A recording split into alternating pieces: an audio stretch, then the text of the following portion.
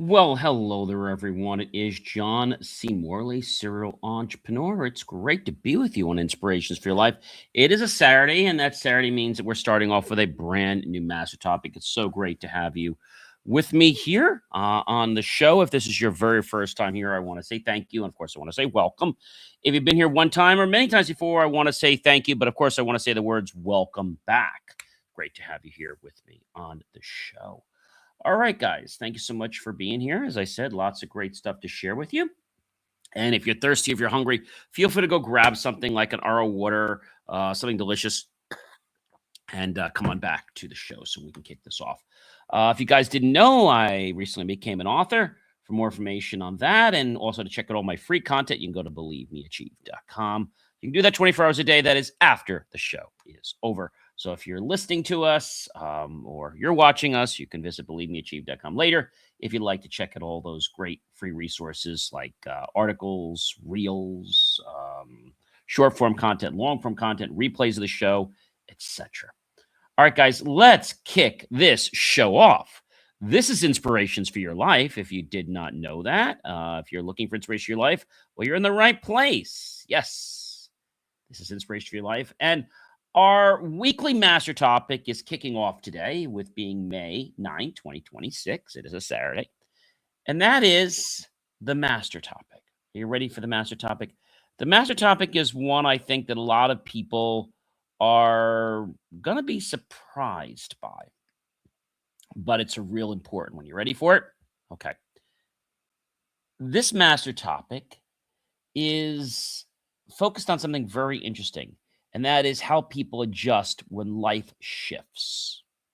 You know, do you adjust or do you like kind of buckle with it, right?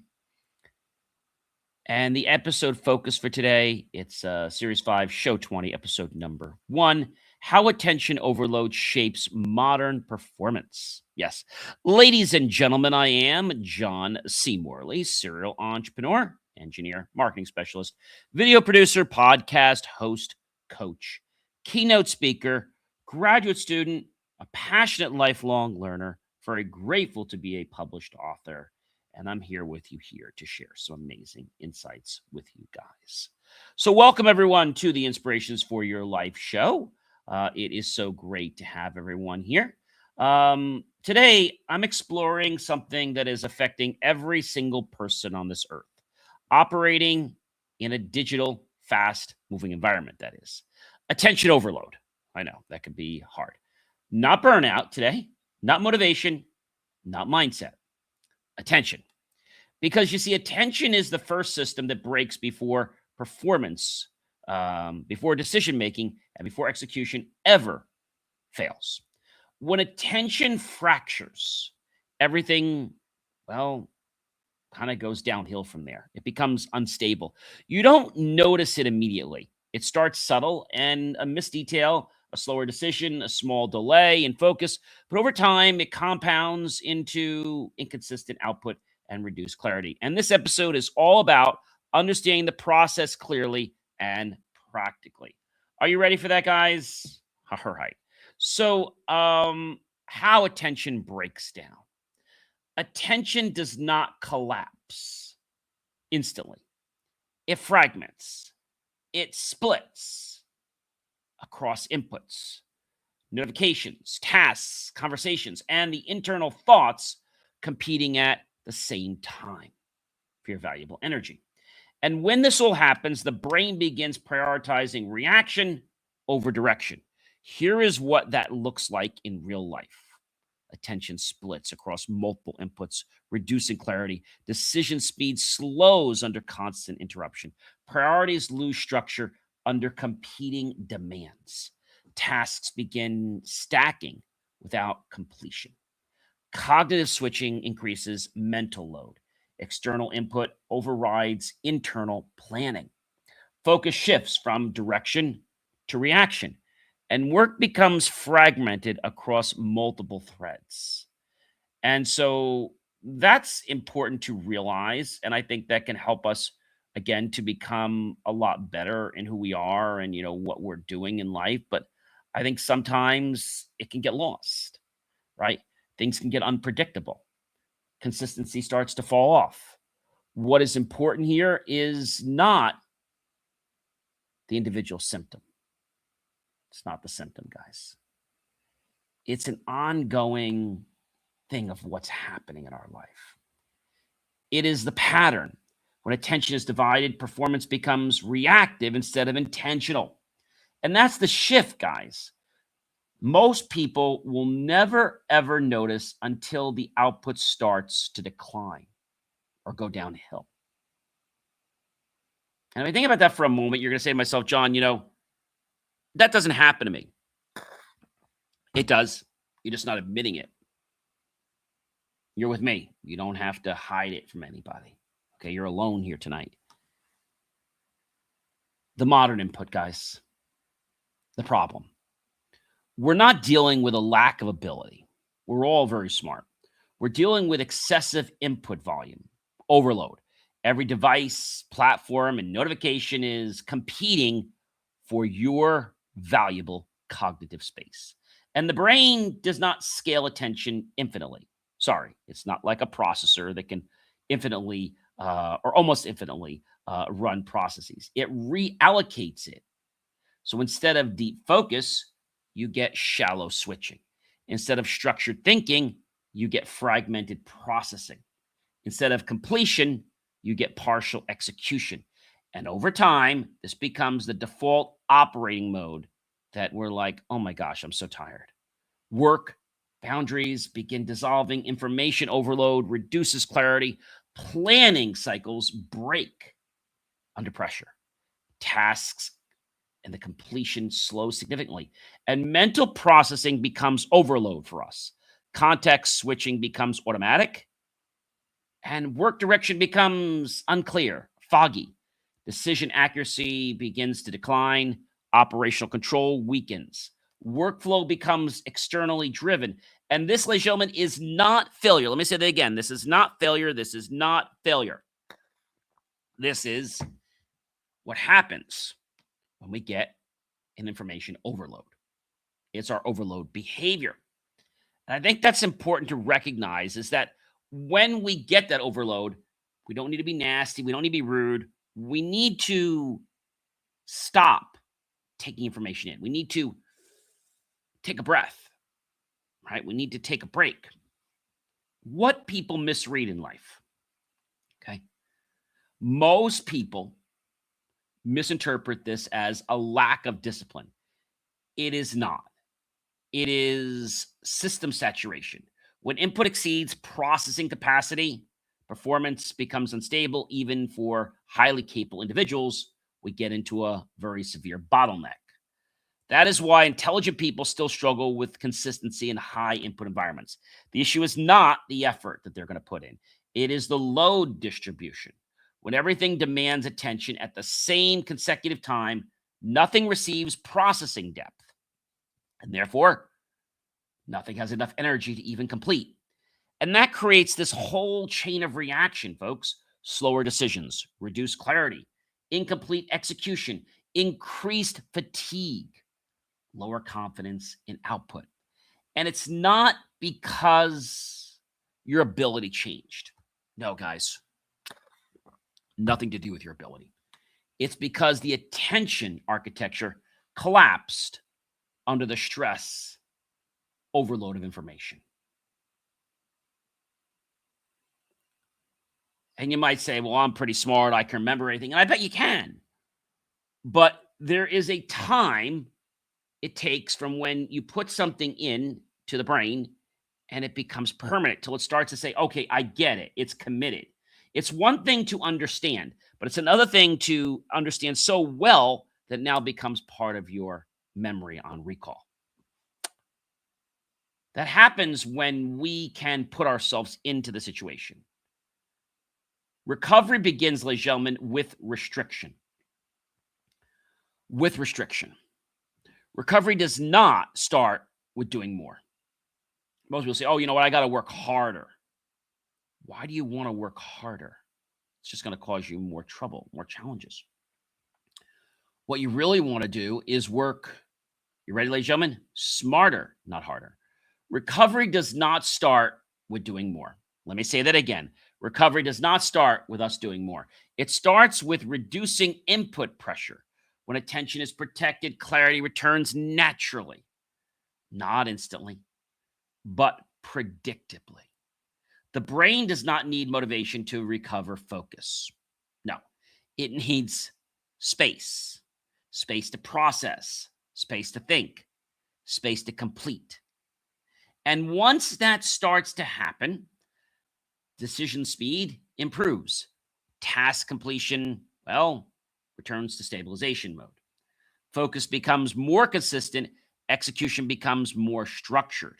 Oh, guys, and here is the big kicker if you didn't know it. Output now becomes more predictable, more reliable, consistent, and the system begins returning to, well, the expected baseline of performance. That's pretty crazy, but it's the truth. Practical alignment. Here's what actually restores performance. Are you ready, guys? It's not theory. Structure. Single task execution, not multitasking. Reduced switching. Controlled input environments. That means you don't have a million different choices, okay? Or parameters you have to be within. Clear priority sequencing. I think that's another very important one. When you reduce simultaneous input load, you increase cognitive depth per task. So if you're going to switch from one to another, that's okay, but you need to finish one task before you move to the other, right? I think a lot of us feel that if we could just do multiple things at the same time, we're going to be better. No, we're going to actually make more mistakes because our brain is still on task 1 and we're on task 4, and it could be still making mistakes because it's not cognitive enough to understand the change. We're changing so quickly. And that is where performance actually returns. We'll call it our benchmark, guys. Because you see, clarity is not created, it is restored. It is restored. And so I think that's an important thing to acknowledge, that it gets to that mode. You probably been in a class before or been in an environment before, maybe it was at work or what have you. And you're like, okay, enough. Like enough. It's like too much information.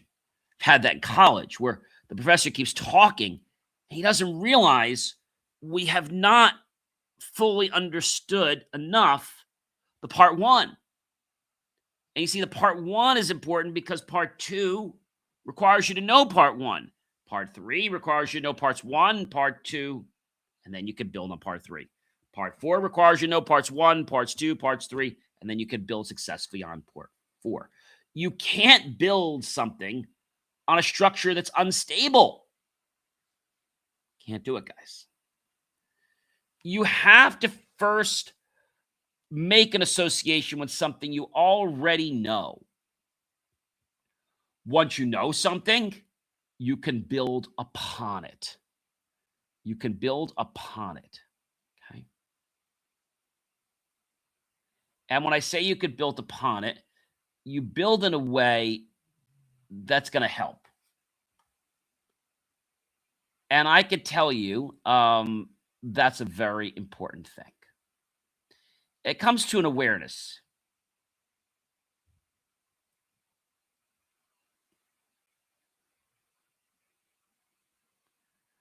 And I think awareness trips a lot of people up. They think that what we knew yesterday is the same today. But you know, when you have awareness, you get deeper insights to something like, well, wait a minute. I never thought of it like that. Okay. I never realized it would work like that. You've been doing it all this time, and suddenly you had this, I'll call it an epiphany moment. An epiphany moment. I think that's a very important thing to realize, that you had an epiphany moment. Okay.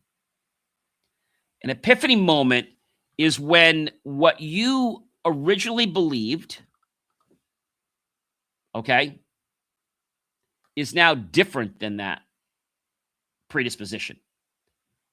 It also can mean something else. It can mean that you finally are able to associate the concepts to things outside of what's just in the book, outside of what's just being talked about, right? So if I teach you a method about, let's say, meditation, and you meditate in the book, but now if you meditate a certain way,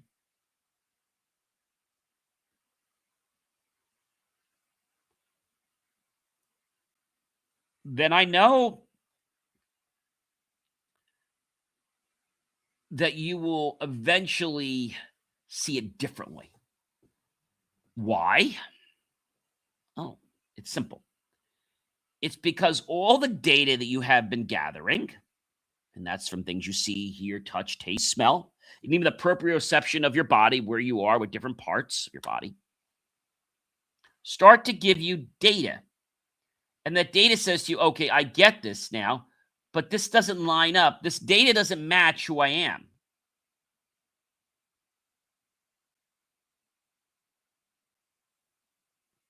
Okay? The data doesn't match. And the reason it doesn't match is you're now seeing that what somebody else told you was true is no longer true anymore. Once one of your ideals is challenged, it's like the whole belief structure just collapses. If you're on a stool and the stool requires 4 legs for it to keep you stable, like the chair I'm in right now. If one of those legs falls off the chair, you're on the ground. A wise mentor once told me there's 3 important things to a 3-legged stool: desire, belief, and expectancy. So this is a stool that's a 3-legged stool, and you can have 3-legged stools. Desire, belief, and expectancy. So if the desire is gone, the stool falls. If the belief disappears, the stool falls. If the expectancy dwindles, the stool falls. You might say, well, John, what if one was stronger? It doesn't matter, because once you lose a support in one direction, there's no way to get support back in that direction again. There's just no way to do it. And people that are trying to do it over and over again are saying, wow, this is interesting, right? But they don't realize the potential. They don't realize the potential. The potential that life can be different. But that life is only different when you change your beliefs. When what you think about is now being rethought again. Okay. And that can be something I think that a lot of people are afraid to share, because they're taught that this is the way it has to believe. You have to believe, for example, the sky is blue. It is, but you have to believe that. The minute you don't believe the sky is blue, then everything else they're doing is like just falls out. I think a lot of people are taught rules, but they don't necessarily believe the rules. They do them because they think they have to, but they've never decided, is this a rule that we need to pay attention to? Or is this a rule that I'm being told to follow? And how about you, but rules that you are given that you don't understand, not because you don't want to follow them, but I always like to know, why was this rule made? Not challenging. I just want to know why. Why was it made? Why was it made? And you might be saying, John, it's pretty interesting. But interesting and agreement are 2 different things. If we can understand that, then our whole life can be shifted into, I'm going to say, a perspective. A perspective that many people will not bother to think about. Not because they can't, but because their belief is changing.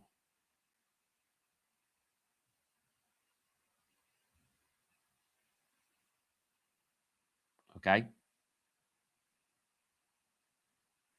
Their belief is changing.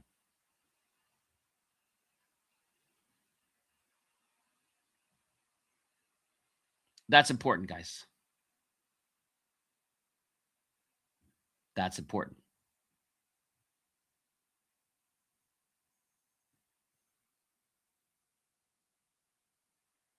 I think that's hard for a lot of people to understand. I think it's that way because they're thinking something has to be some way.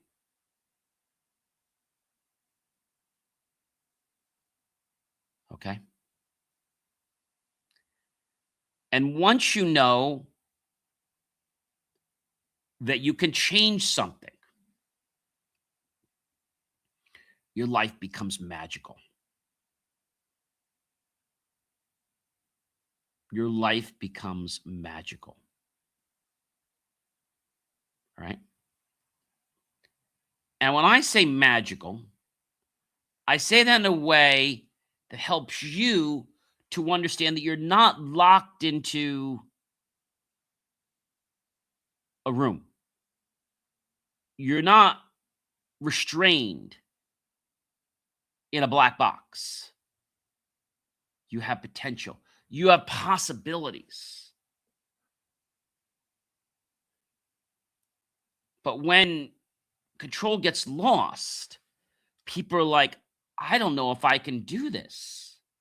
Forget, I don't know if I can do this. You get all these feelings of frustration, right? And entry points that we're talking about tonight are understanding if we can know, let's say there's a pool, and let's say there's a leak in that pool, hypothetically, right? If we know how to prevent the leak, or where they are, we can definitely save things. If we know how to prevent that leak, we have to know where the leak is. We have to know where it is. And I think that's a very important thing for a lot of people to recognize.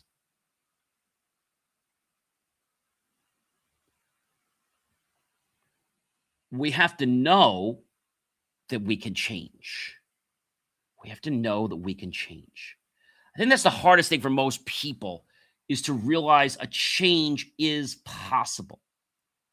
But knowing where your weak points are, knowing where, let's say, your weekends are, you suddenly can say, you know what? I need to change this. The reason I need to change this is because I want to have a better life. I want to not push or pull. I want to allow things to just flow into my life without much effort. Now, in the beginning, this can't happen. But when you start to build a flow, a pathway of it, guess what happens? The flow starts. Does anybody know how to start the water flow in a well? So how do you, let's say, start the water flow in a new well that you dug? How do you start it? Well, starting the water flow in the new well, first of all, you have to clean it. You have to basically do a lot of drilling to get the sediment up. You have to install a pump, submersible, obviously, for the deep, and then a jet for the shallow, and sealing the casing to prevent any contamination. So you have submersible for the deep end, and you have a jet basically for the shallow. And you seal the casing to prevent the contamination, and the well must be drilled below the water table, at which the point gravity causes water to fill the hole, right? I think a lot of people think you just, you know, start a well easily. You don't. Wells can last for many, many years, but they're also maintenance. But once you put the time and the money in to have a good well, that well's going to last you many, many years. Many, many years. Many years. So my point here tonight is that everyone has weak points, right?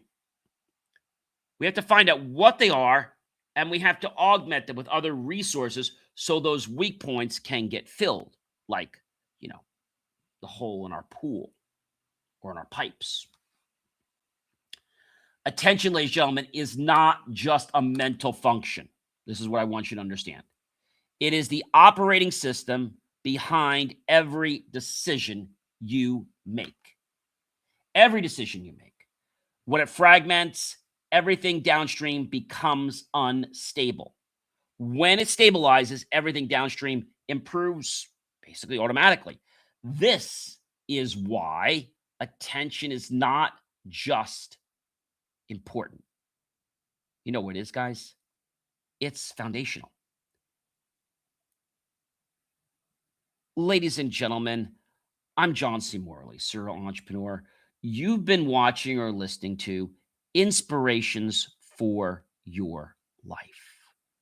And guys, I want you to know that the show here has helped to inspire you to become better than what you are right now. Remember, guys, performance does not begin with action. It begins with what you allow into your attention. And if we can know what you allow into your attention, then our life can be pretty amazing. It could be, pretty remarkable, if you ask me.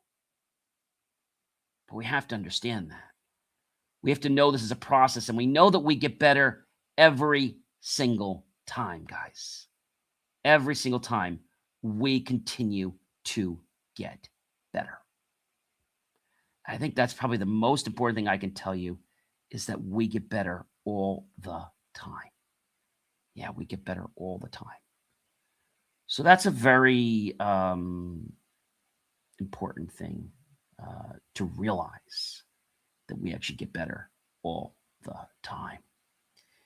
And when you think about these things and we think about where things are going, you're going to say to me, oh my gosh, this is absolutely amazing. I invite you, ladies and gentlemen, to check out believemeachieve.com for more, of course, of my amazing, inspiring creations. And I'm going to catch you guys, real soon. Take care, everyone. Be well. And remember, you can control those weak points and make them even better and augment the challenges.